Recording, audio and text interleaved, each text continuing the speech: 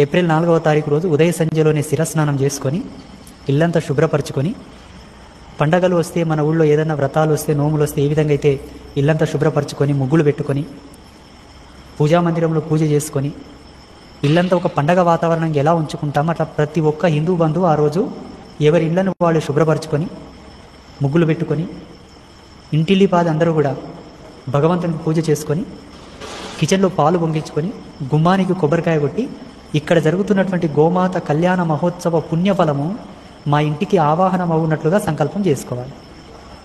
ప్రతి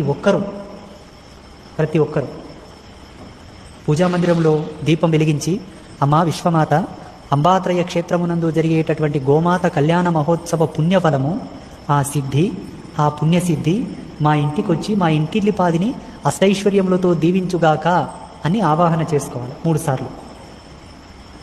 రాగలిగిన ప్రతి ఒక్కరూ రావాలి.